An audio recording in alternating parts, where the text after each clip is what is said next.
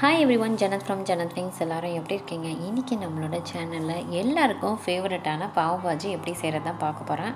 But அது மட்டும் இல்லாம நம்மளுடைய கேர்ள்ஸ்க்கு வந்து பாத்தீங்கன்னா ரொம்ப ஈஸியா எப்படி டக்குன்னு செய்யறது தான் நான் காமிக்க போறேன். கிட்ஸ் ப்ராடக்ட்டோட pavBhaji தான் இன்னைக்கு நான் செஞ்சு காமிக்க போறேன். வாங்க வீடியோக்குள்ள போலாம்.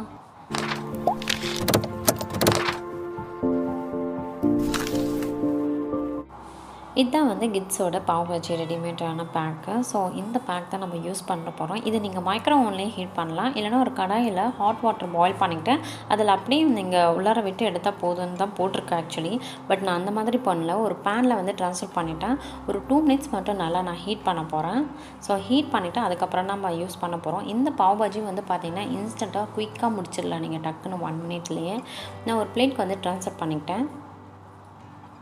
அவ்வளோதான். ஆனால் இதோட ஸ்மெல் வந்து பார்த்திங்கன்னா ரொம்ப சூப்பராக இருக்குது. பட் இந்த மாதிரி கிட்ஸோட ப்ராடக்ட் நிறையா இருக்குது.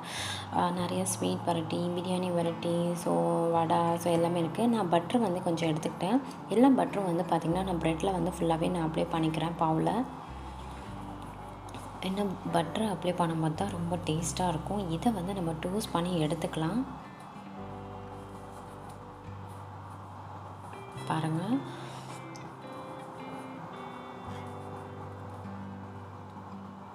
அவ்வளோதான். நம்மளுடைய pavBhaji வந்து ரெடி ஆகிடுச்சு. கொஞ்சம் ஆனியன், சென்டரில் பட்டர், கொரியண்டர் லீஃப், அவ்வளோதான். ரொம்ப சூப்பராக ரெடி ஆகிருக்கு. இன்றைக்கி நான் உங்களுக்கு காமிச்சிருக்கிற ரெசிபி கண்டிப்பாக ரொம்ப பிடிச்சிருக்கும்னு நினைக்கிறேன்.